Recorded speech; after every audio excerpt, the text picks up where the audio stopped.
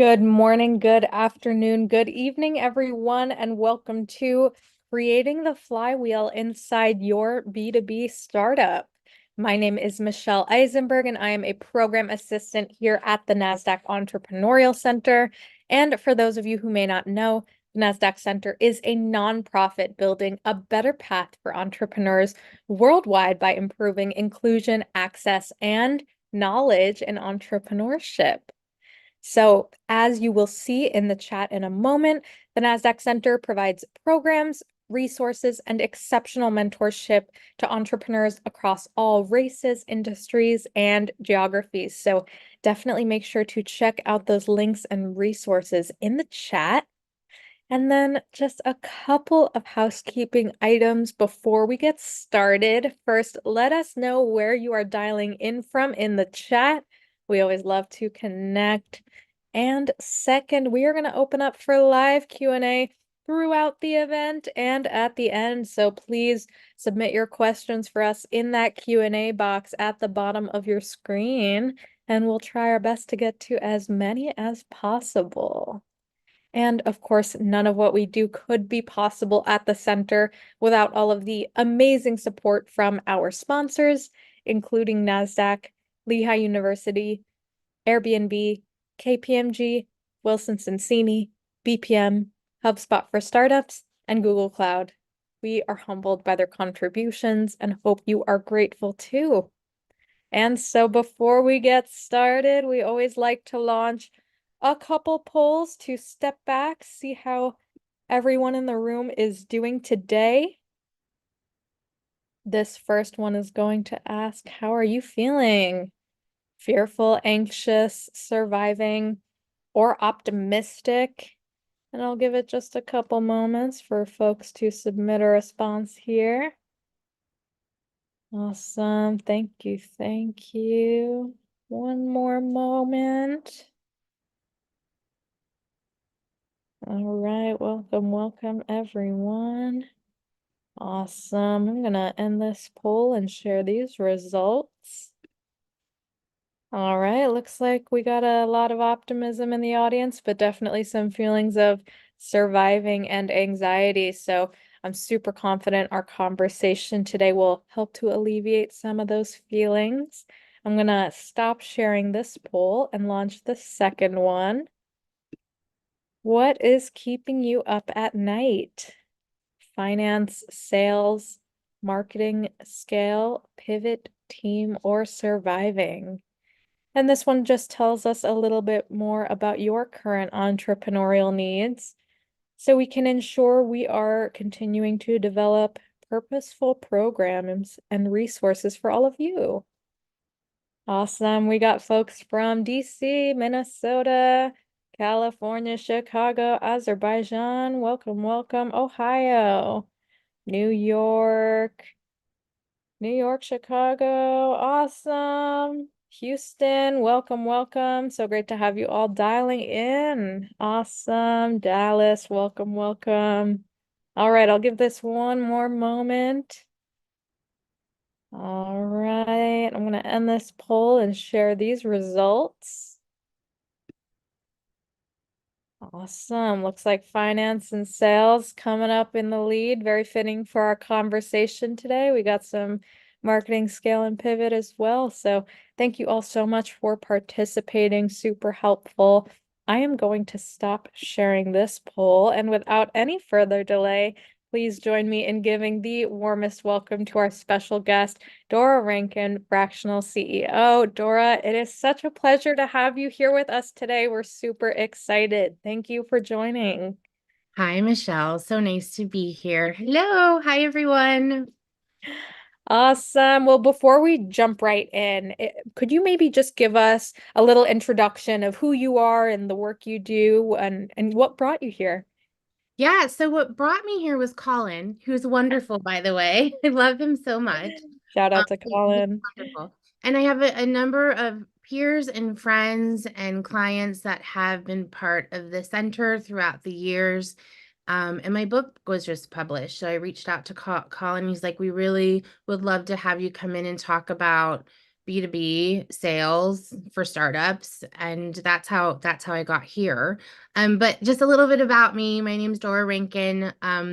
Hello to everyone, especially to the Midwesterners that are in here. I'm from Cleveland, Ohio.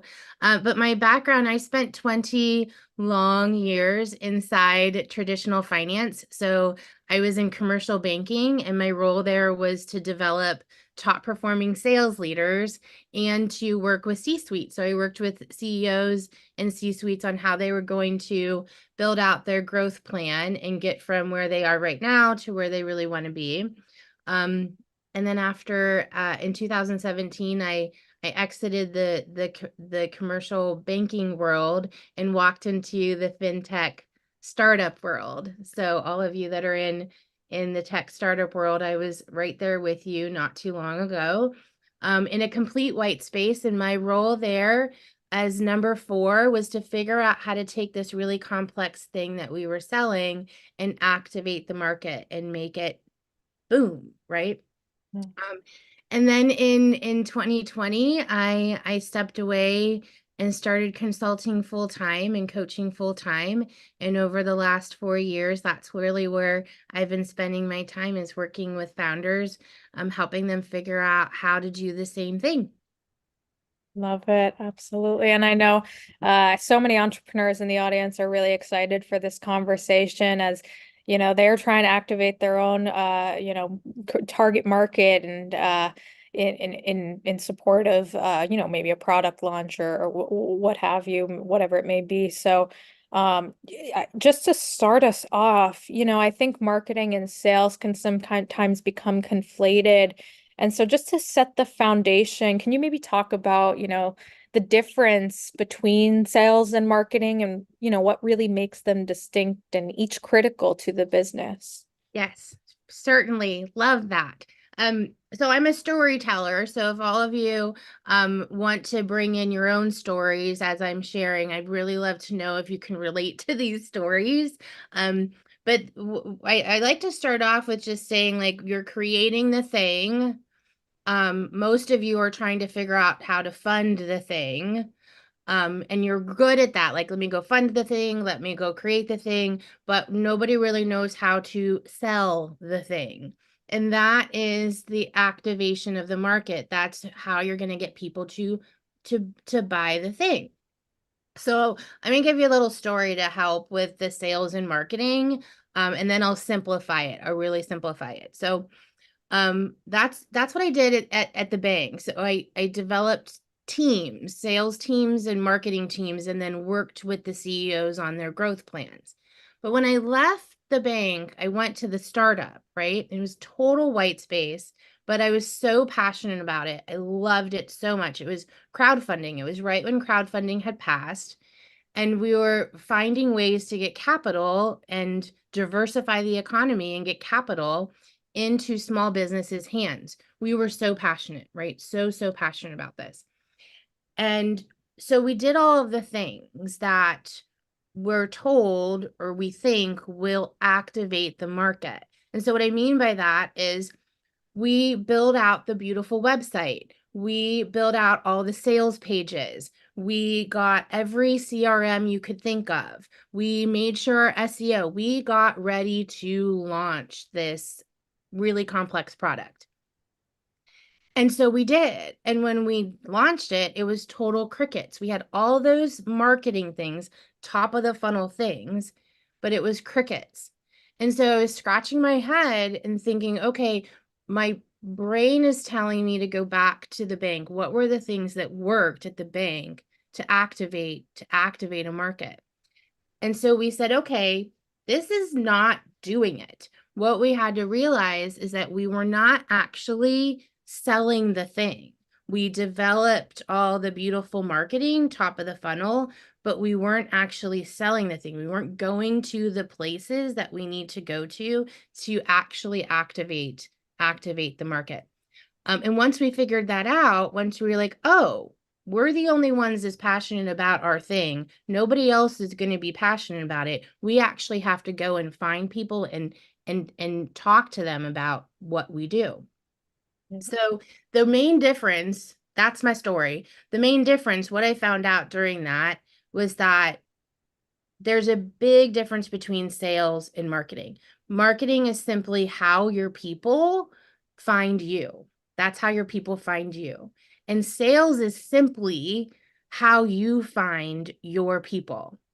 And Mm, where we want to spend most of our time is in marketing, how inbound, reactively people find you. But the thing about that is marketing is the top of the funnel, not the bottom. So if you're only doing marketing, how people find you, all those cool ways, you're going to wait 18 to 24 months to activate this flywheel that we all want. But if you add in a sales process, your bottom of the funnel, your front line, your outbound, how you find your buyers, you add that in, you shorten that 18 to 24 months of getting sales and revenue and what your boards want to see to 3 to 6 months. mm.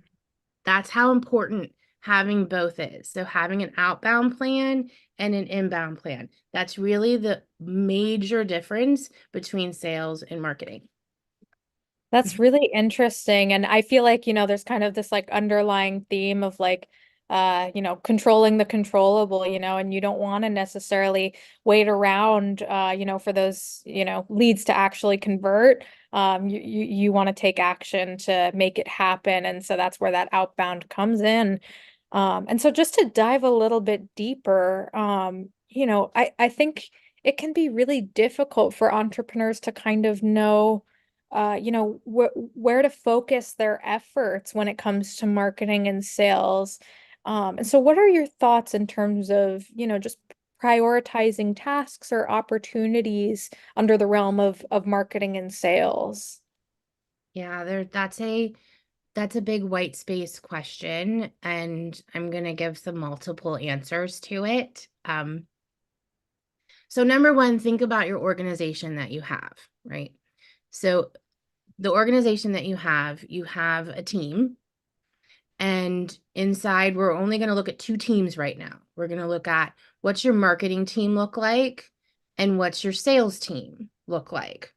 So back in the day when I was hiring teams, I'd hire the marketing team. And hiring the marketing team was so easy because everybody wanted to do that stuff.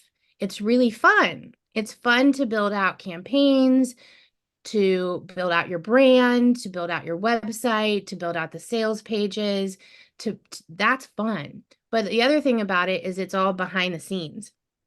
So that's why it was so easy to hire for.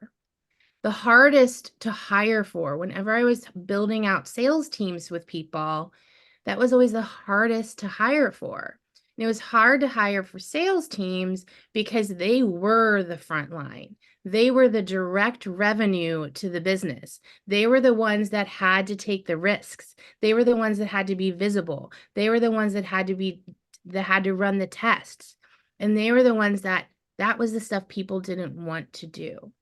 So if you are a solo entrepreneur right now, or you're building out your teams of marketing and sales, think about what you're prioritizing.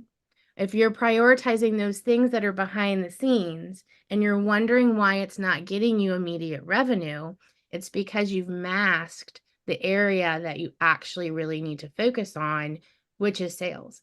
Building out a sales process, building out a sales strategy that includes thorough outbound. So what does that mean? Where do we start is the next question. So here's the gem. If you walk away with anything today, walk away with this. Like, where do I start? Where do I prioritize, Dora? What do I do right now to sell the thing? There's only four ways for you to get a sale, for somebody to buy your thing, no matter what industry that you're in. However, we build out a growth strategy based on industry, based on B2C, B2B, B2B to B2C, direct, all that.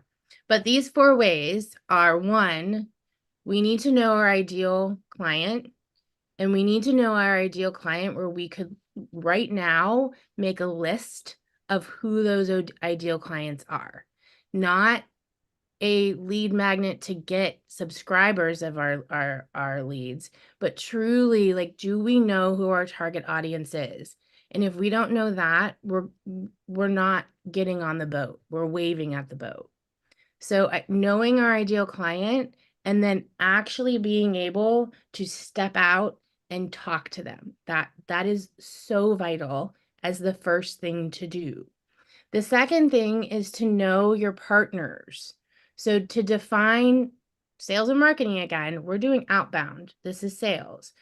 Defining your partners means that you have relationships that are beyond word of mouth, that you're building out a partnership development program where your partner has the same audience as you, but they do something different. And you actually build out a strategy with these partners that's not the deliverable isn't hope or like maybe I'll get referrals. It's truly building your business through partnership development. The third pillar is knowing your ecosystem. Everyone gets confused here, so I have to share a quick story. So knowing your ecosystem means this. So when we were building out the crowdfunding startup, and we were like, okay, nobody's buying anything, but we absolutely love this and it's changing the world. Oh my goodness. So the ecosystem pillar was, okay, let's really figure out our ICP, our ideal client profile, and then let's go find them, like really honestly where they are. And so since we knew that they were local retailer, small business, startups that needed funding, we went to all the entrepreneurial hubs, right? So we started hanging out in all of the entrepreneurial hubs saying, hey, do you need money? Hey, do you need money? Hey, do you need money? And we started volunteering and we started doing workshops and we gained authority inside those organizations. And that took a little time, 3 to 6 months. But the moment that we really gained that authority, the flywheel started. So this is the whole point of the flywheel.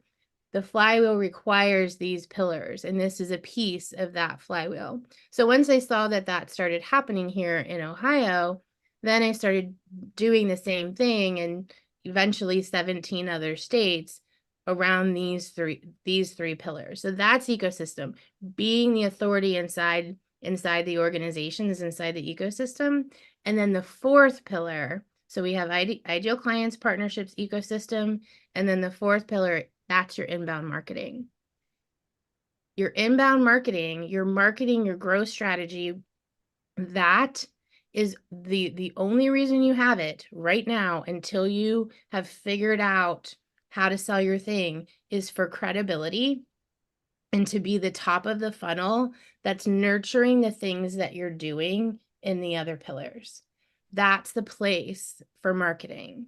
So love it. We need it, but we're not going to spend a fortune and hire 10, 20, 30, $40,000 marketing agencies to figure out the stuff that we need to figure out first, and then we'll go hire the marketing agency. So that's my kind of my gem for the day. I hope everyone followed that. Okay, sorry. No, that's great. And I think, yeah, I love that these four pillars are really industry agnostic. And I'd love to just dive a little bit deeper because you touched on kind of, we have entrepreneurs in the audience who may be B2C, B2B, B2B2C, whatever it may be. Um, despite kind of these pillars that are kind of uniform across business models, how can the growth strategy kind of, adapt, between, these kinds of different business models? And how can entrepreneurs kind of identify, when they're at that early stage, what the right business model is? Yeah. So your business model usually comes from a couple of things. Whatever you're selling, right? So if you're a SaaS software and you're wanting to sell 6-figure contracts and year containers to enterprise companies, then you're looking at a B2B growth strategy. But if you're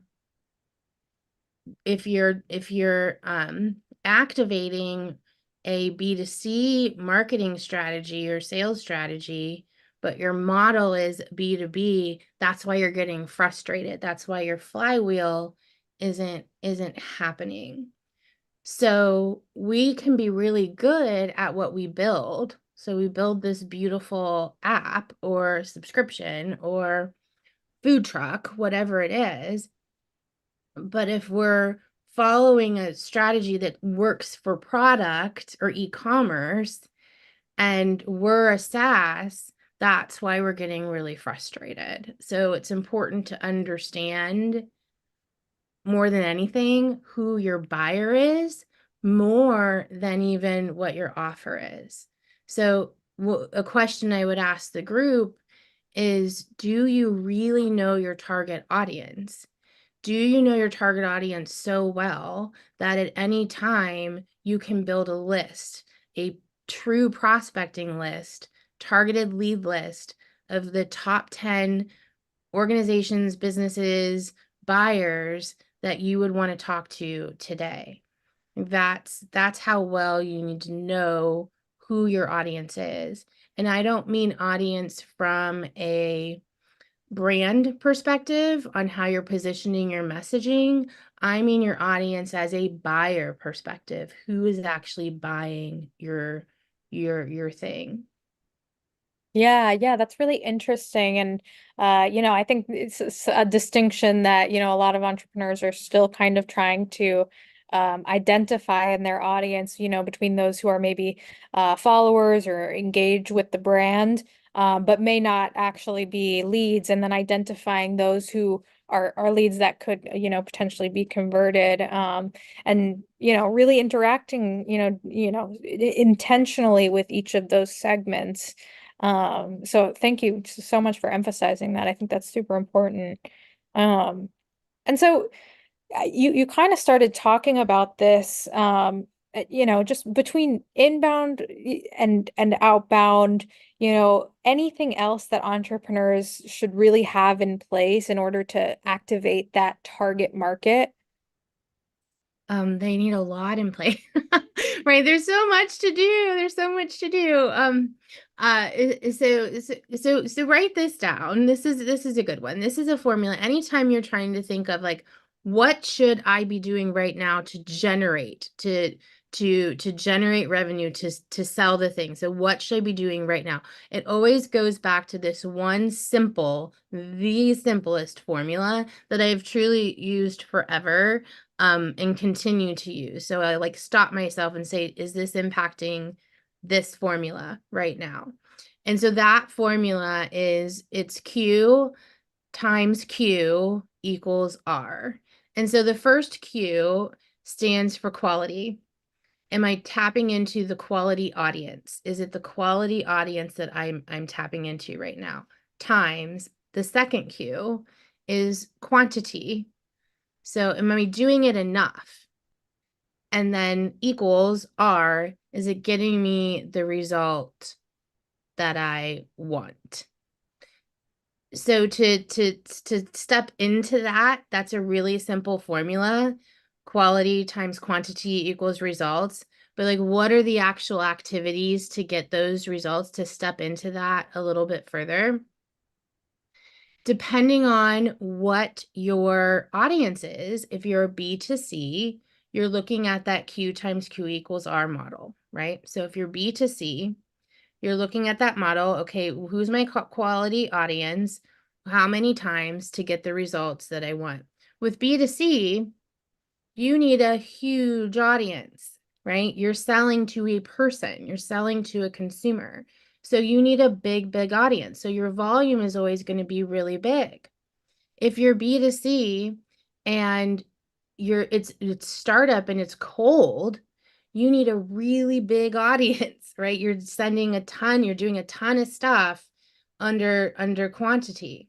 But it's even more important that you really know your quality, you know your audience, because you could just be hamster wheeling all over the place, right? If you're B2B, you're looking at that Q to Q. If you're B2B, then your volume can be a lot less, right? You don't really need to be on social media that much. You're really customizing your messaging. You're really targeted in who you're reaching out to and how you're reaching out. You're doing a lot of consultative selling in B2B, lots of relationship selling. B2C, you're out there everywhere because you're trying to build this really big audience. You're selling subscriptions, you're selling, right? So see the difference here? We're still using that Q times Q, but we're basing it off of our industry and our audience. Yeah, yeah, that's really, really interesting and kind of thinking about the weight of these different variables. And that's really like a great way to kind of think about the distinction between these business models. And I think it's also just, great to emphasize, for those B2B, B2C businesses, just the volume of your audience that's really necessary to like create that traction that you're looking for. Um, so that's wonderful. And I know you talked about this a little bit, and we have tons of entrepreneurs in the audience who are solopreneurs or who maybe have a team of, less than five. And so, just to dive a little bit deeper, what are your thoughts on, when entrepreneurs should spend money on, a marketing agency or a growth director, versus, hiring somebody, full time for that marketing or sales specifically. Mhm. Yeah. So we want marketing to do the sales for us. That's what we are always trying to figure out. And we don't want to hire marketing until we have revenue, and we have knowledge of who is going to buy our thing. So relying on marketing to figure that out for you, that's where we get really frustrated. So simplify, simplify, simplify. Take your thing and say, okay, I have to figure out who my audience is. I need to know who the client is, the partner is, the ecosystem. Let me simplify my marketing just so I have credibility and I'm nurturing those other things. And I'm just going to wait. I'm going to wait, and I'm not going to spend my money on SEO and a new website and lots of branding and messaging, as I want all of that to work. I want that stuff to get me to the flywheel. I want that stuff to get me to the sales. And then I get really frustrated because it doesn't. And that's because you're expecting this marketing agency to figure out what is yours to own and figure out if that's where you're at right now. And if business development and sales and marketing are not your strong suit, then start here. Like start here with like, okay, who is my audience? I need to talk to them. I need to build partnerships, and I need to go get my ecosystem. And then I need to get really good at closing the sale. And then once I do that enough, I usually say $100 to $250,000 enough. And that also gives me enough data of my MVP, like, oh, I know who my audience is. Oh, I know where to find them. Oh, I know who my partners are. Now I can hire marketing that supports my model, that supports my industry, versus hiring the marketing to figure it out. That's going to land you in the lack of a flywheel versus the flywheel. I love that. Yeah, wait, you kind of invest that time for the customers and the data to really tell you the answer instead of trying to guess or figure it out before that data is really available. I think that's a really great strategy that entrepreneurs can adapt regardless of industry. And you just started talking about this a little bit. So, and I think, entrepreneurs can, especially for solopreneurs wearing every hat, it can be difficult to really know where your efforts are most needed or your skills. And so kind of continuing on this conversation, who should be doing business development inside the business? Is it really, a good role for the CEO, or is it something that should be hired out or, consult or contracted out, something like that? Well, you should definitely hire those bots that send you 16 messages a day that say, I can get you 50,000 meetings, right? Right. Right. No, definitely no. But depending if you have landed on a sales process, like the flywheel has been created, right? So if the flywheel is already created, then it's time for you to completely hire. You can hire a sales team, but if you have not figured that out yet, then you as CEO need to own that with guidance. So then you've owned it and now you can train it. I have seen so many CEOs try so hard to hire out too soon and just waste money, waste money on SDRs and lead gen specialists and business development, as well as marketing agencies. Sell it yourself. And if you don't know how, hire someone like me to help you. And then we train the team. Otherwise, you're trying to find somebody else to do it. You're trying to find somebody else to do it. Now, product development, obviously, you need a tech stack. You can't do the tech stack. You need to go hire the tech stack people. You need to go get the funding for that. But when it comes to business development and selling your thing, B2B, enterprise, however, it needs to be really owned by the CEO in the beginning. Yeah, wonderful.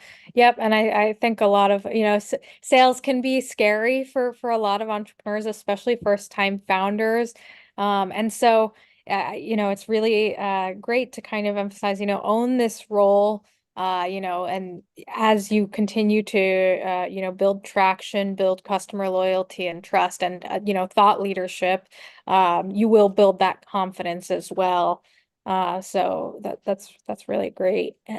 And just to kind of circle back around to the inbound, outbound that you were talking about earlier, for entrepreneurs in this position, what are some of the, critical steps that entrepreneurs should take to really build out that outbound sales and marketing plan? Yeah, so the basics are okay, Dora, great. I have an idea of what my business model is. I'm B2C, I'm B2B, whatever, right? But then how do I figure out this audience? So I like some questions to start asking is to do a thorough audience audit, um, and start with asking yourself some questions about your audience. So go through a little audience audit and start asking questions like, what problem do I solve for my buyers? What problems do they have? What problems do they not know they have? And then how am I the answer? What makes me the answer? How am I the solution? So when we start looking and answering questions on a qualitative, this is going to help us with our quality audience when we can answer. And it's hard to do when you sit down and say, okay, what problem do I really solve? When I literally was on a call with a founder right before. I'm like, okay, I'm your buyer. Tell me what result I get by working with you, right? And she's like, oh, you just didn't know how to position that. So ask yourselves, do an audience audit of those qualitative questions, and then take it further. And the further would be ask the questions like, okay, what audience, what industries do I really want to work with? What geography do I want to work with? What is like, where really are they, right? And then how hot, warm, and cold are these? So am I starting from complete cold? I have zero connection in any of these industries. Well, if I know that and I know that audience, then I know I need a lot of volume, right? So I think we miss the boat here by saying, well, I'm afraid of sales, so let me go find some marketing. I don't really know exactly who my audience is. I'm not doing any of the outbound. So that flywheel is not going to get created. But that's the starting point. Ask yourself those questions. Can you get those questions answered so you can start figuring out who this audience is? Yeah, love it. That's great. And then on the inbound side, I think there can be some confusion around, the difference between targeted prospecting and inbound email. So Okay. Can you maybe talk about just what the difference is and what's critical for entrepreneurs to know? Yeah, there's like this, like all these like little things going on. Wait a minute, inbound, outbound, lead gen, prospect, target. What is she talking about, right? Okay, so take off the jargon hat and um inbound. Inbound is marketing how people find you. So an example of inbound would be I am going to start a newsletter. I'm going to build a lead magnet and I'm going to start a newsletter. And I'm going to put the lead magnet out there, and everybody who signs up for the lead magnet is going to come in to the newsletter. That would be an example of inbound. That would also be an example of marketing. That would also be an example of top of the funnel, which takes at least 18 months to start actually moving the needle, if that's the channel that you choose. So that's an inbound, how people find you. That's a list building. It's a list building. You're using a CRM to have inbound leads come in, right? Another inbound would be, I'll give you just a list, right? So marketing inbound would be I'm utilizing blogs and SEO. I'm utilizing my website and traffic. I'm utilizing paid advertising, um, and then lead magnets and subscribers. Those are all marketing. Now, even if you put all of those into play, if you do not have the outbound sales strategy, you're not going to have that flywheel created. So there's two flywheels. Nathan Barry and I talk about it all the time. He's the founder of ConvertKit. And that flywheel is the inbound flywheel, right? I'm talking about the outbound flywheel, which is proactive, where you're going and you're finding your people to create a flywheel. The inbound is where you're letting people reactively come to you. And what I'm asking for you to do as founders is implement both. Absolutely.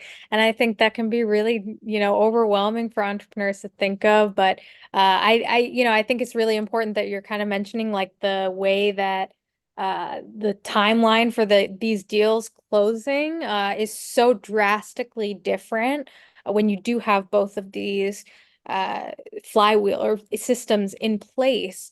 So really, really important. And I think a lot of entrepreneurs, especially at this early stage, many are looking to kind of secure loyalty with a customer base while also looking to close in investment funds. And so, is there really critical differences between the way that we communicate to clients versus investors? And if so, what does that look like?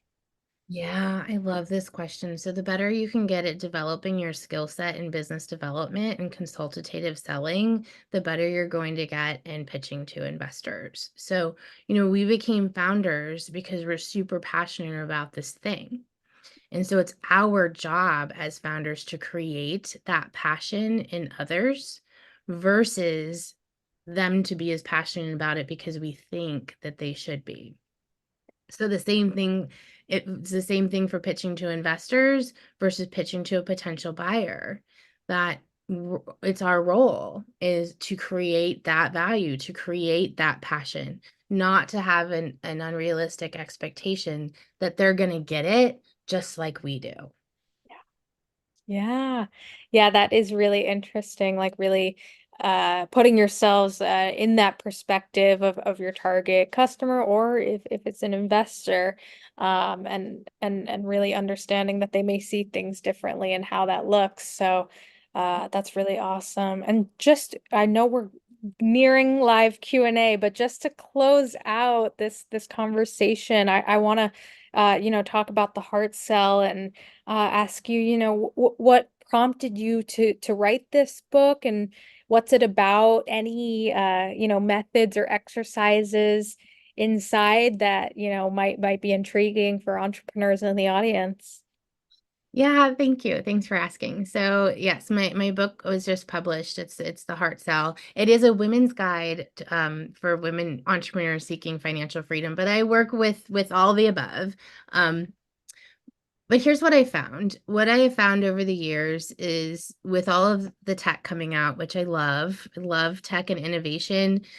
I was been part of it. But what I found is that human connection has become a novelty with the tech takeover, and that we're trying to find ways to not have human connection anymore. I mean, walk into anywhere and there's a screen instead of a person. Totally. So when we're as entrepreneurs, as CEOs, as founders, we're looking for that. We're looking for that path. And sometimes we're looking for the easier, softer way. And we think that adding in something technical, adding in a system is going to help us in a way that human connection actually will help us more. So when I wrote The Heart Cell, it's all about implementing systems that include human interaction, which is a novelty.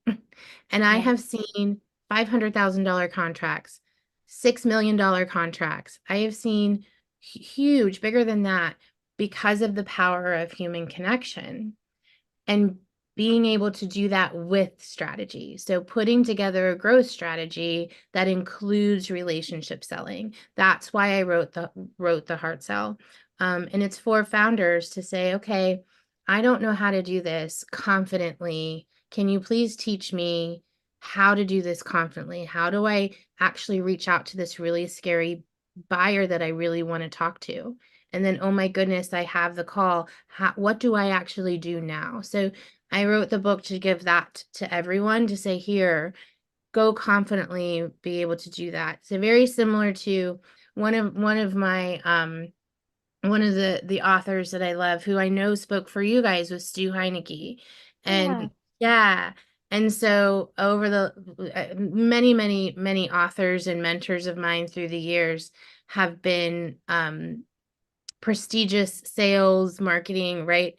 And so I wanted to bring my own experience, but very similar to Stu's, like, you just have to do it. You just have to get the courage to do it. But yeah, that's why I wrote the book. Awesome. I love it. Super timely, especially, with so much new technology, the generative AI coming out. And people really are starting to see, that the value of that human touch.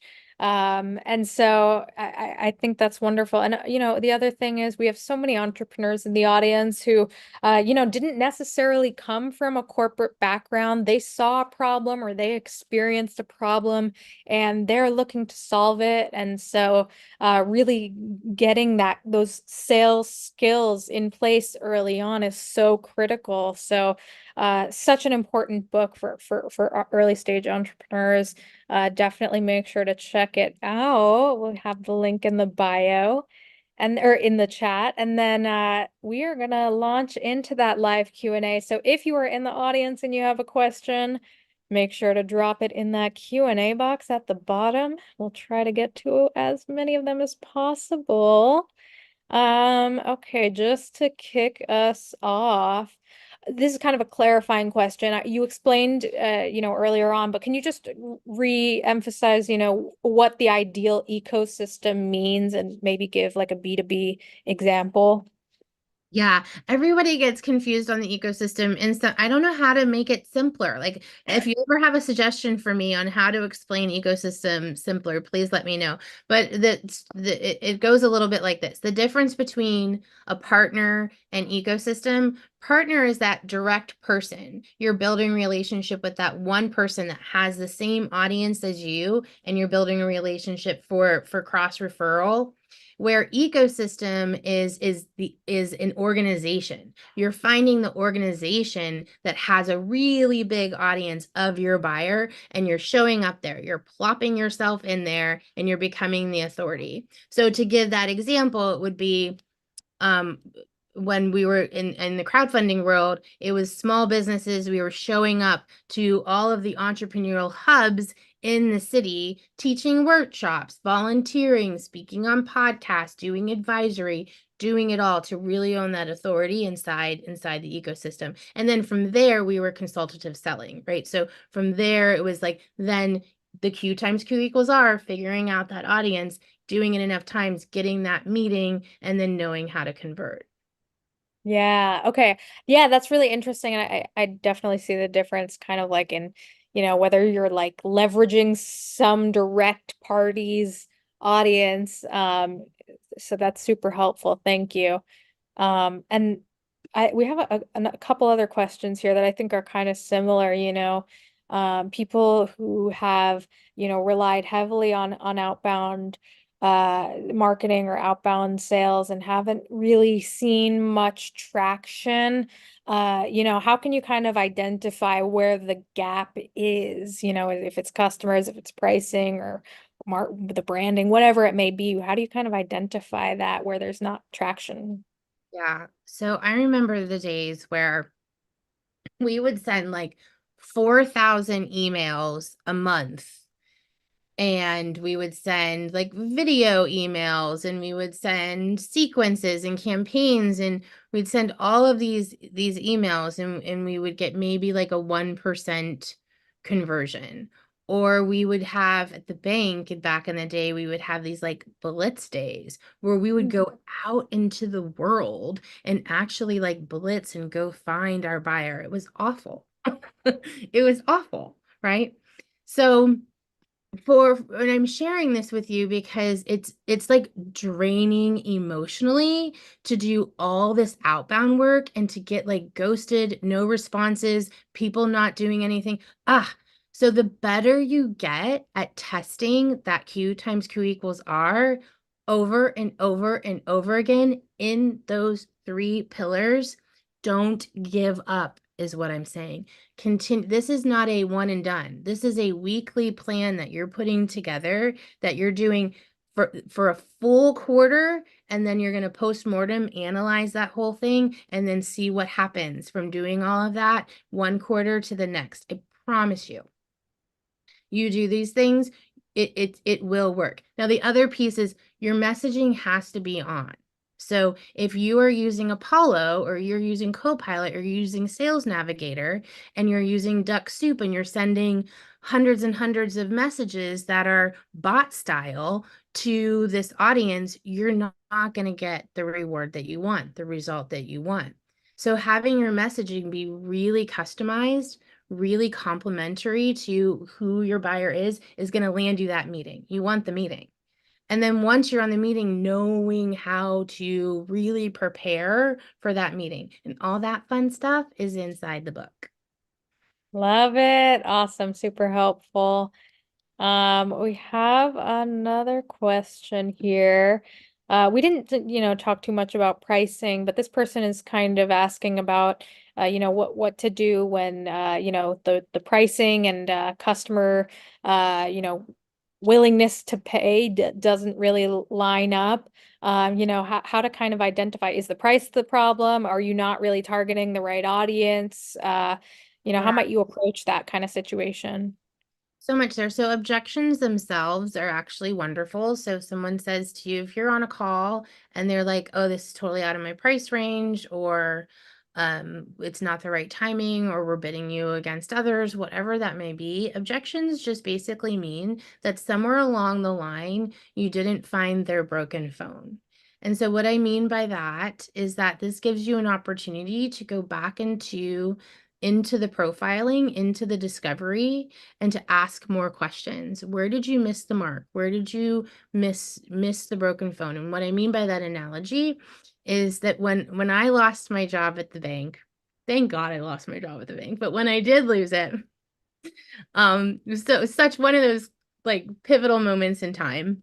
But when I lost my job, I'm sitting in that boardroom, I'm like, oh my God, I'm going to be homeless, which was never going to happen, but we don't think straight.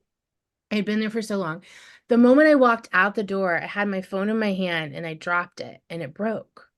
Mm. And I was like in a state of shock because here I am.